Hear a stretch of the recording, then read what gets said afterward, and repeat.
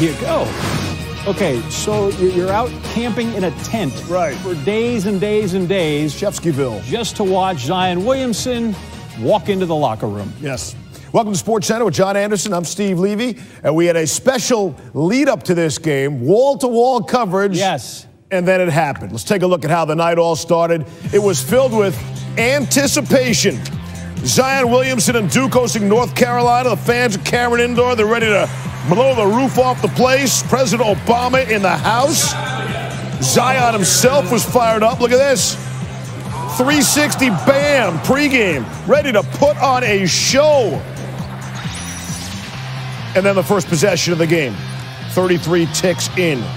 Turns in the paint. Falls awkwardly. Play continues. Luke Mays gives it up to Cam Johnson. But all eyes and all the attention on Zion Williamson. Just watch. Plants hard with the left, foot gives out, foot goes through the sneaker.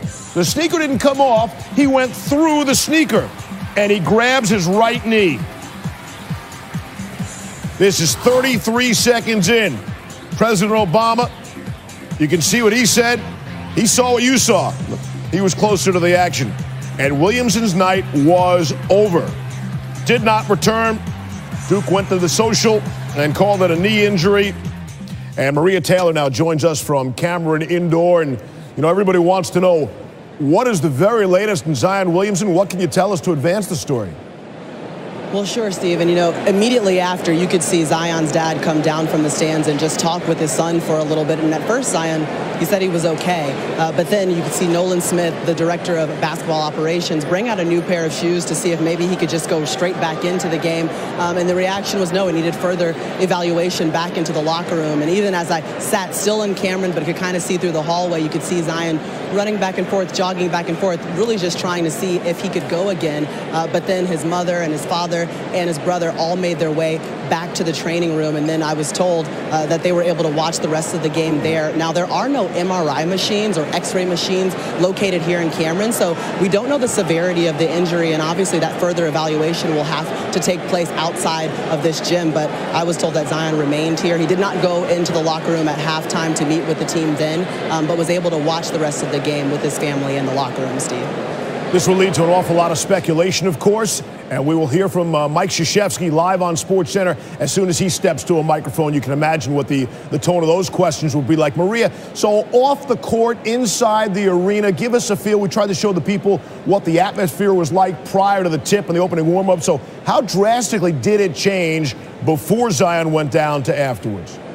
Well, Steve, I was even telling my producer in the truck before this game tipped off, this is crazy. I haven't felt anything like this before. I mean, the number of fans that were on the court, the number of media members that were here as former President Barack Obama came into the arena, and you could almost feel it. You could cut some of the excitement and the anticipation with a knife. And then the moment that Zion went down, you could almost feel a little bit of the deflation. And even as you watch kind of the body language as the Duke Blue Devils, you could see R.J. Barrett and talking to Cam Reddish saying, let's go, you know, let's get fired up. You could see a couple of all-player huddles, and you could really see Trey Jones in there saying, all right, guys, this is what we're going to do moving forward. But ultimately, they never were able to get that confidence back, and that's something Associate Head Coach John Shire said coming out of the locker room. We're getting good shots. We really just have to be a little bit more confident on the floor, and you can imagine what kind of confidence is lost when you lose a guy like Zion Williamson, who so much of your team depends on throughout games. Yes, so the game drastically changes with the injury both on and off the court. That is Maria Taylor, center court, Cameron Indoor, with the very latest. All right, as you can imagine, Twitter blowing up over the blown-out shoe. LeBron James tweeting, hope young fella is okay. Literally blew through his shoe. And then you have Donovan Mitchell, and he was a little more fatalistic and certainly capitalistic about what happened here. Again, let's remember all the money that went into this game, and these players get none of it, and now Zion gets hurt. Something has to change at the NCAA. Hopefully there will be more games to play before his freshman season is over. Jay Billis in the analyst seat at Durham for the game tonight. He always has the good seats for the best games. Jay, first off, you played a bunch of games as a player. You watch a bunch of them every year. You ever seen anything like this just in terms of an equipment failure? No, I've seen a shoe blown out here and there over the course of my years, but I've never seen anything quite like this. When Zion Williamson went down, at first you thought he slipped, and then you looked a little bit closer and said, wait a minute, he blew his shoe out, and he was holding that right knee. And it was just a bizarre happening. And Maria Taylor's right. Like, the anticipation for this game, you were expecting that it was going to be so loud that you wouldn't be able to hear yourself think.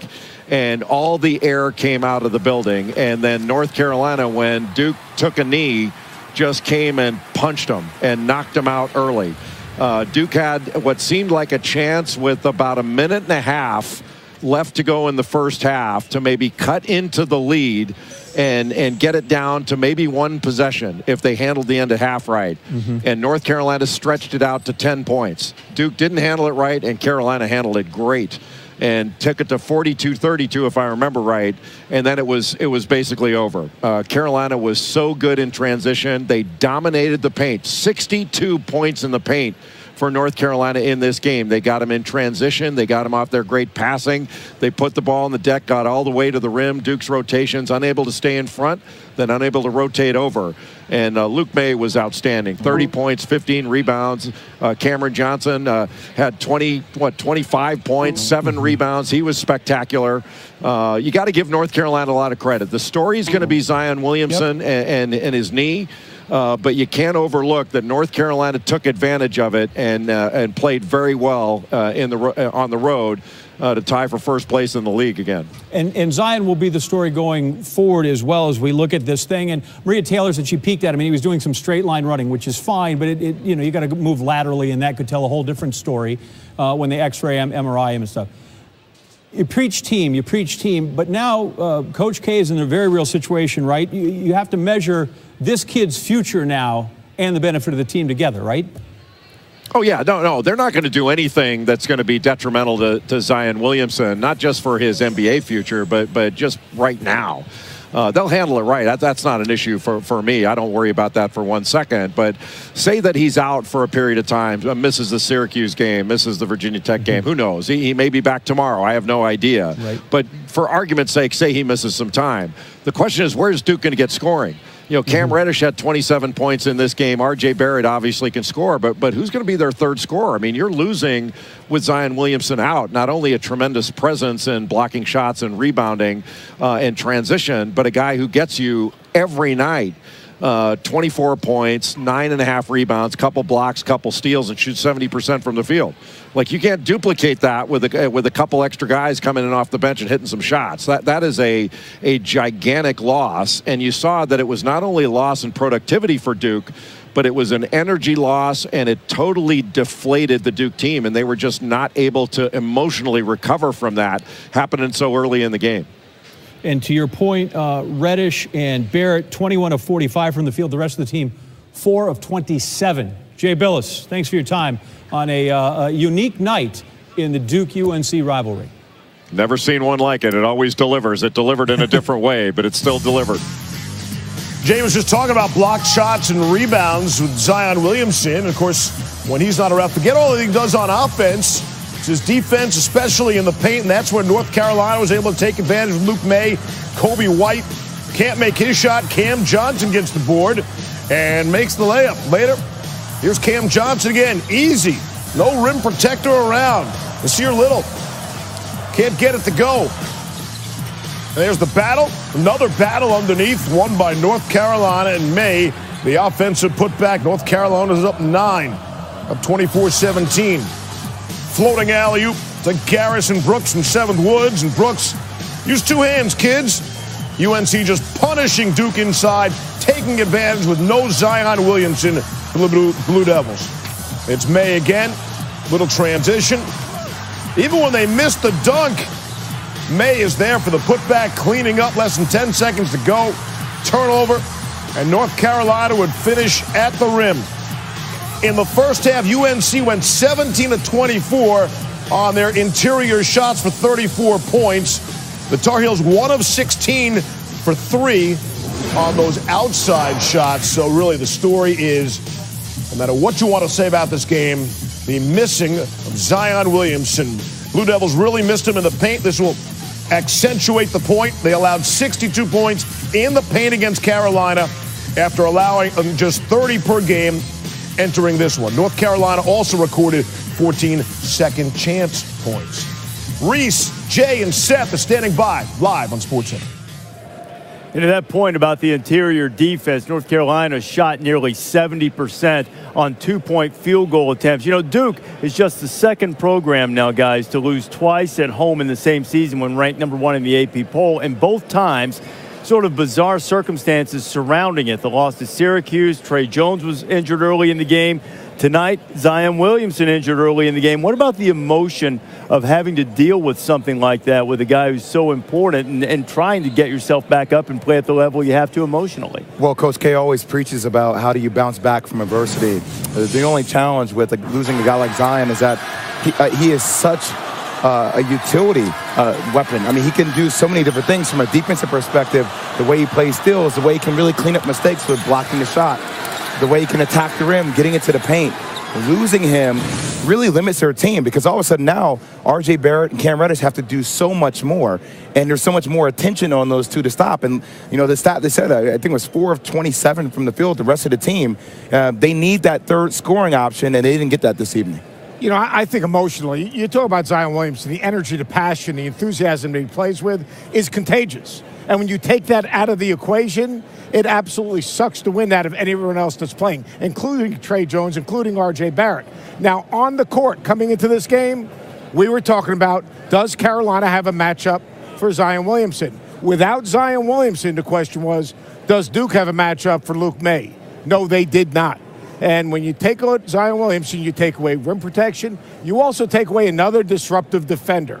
His ability, because Trey Jones is pressuring the ball, to then get up and pass lanes, knock passes away. They get 11 points off of turnovers today. That's not Duke basketball defensively. This is a live look into the Duke locker room right now, and the players absorbing what just happened. You see Cam Reddish, Marquise Bolden in the middle, Trey Jones, and the guys, of course, I'm sure they're being asked about Zion Williamson. Maria Taylor told us earlier that you know, they will obviously waiting to examine him. Hopefully this is not a long-term injury situation.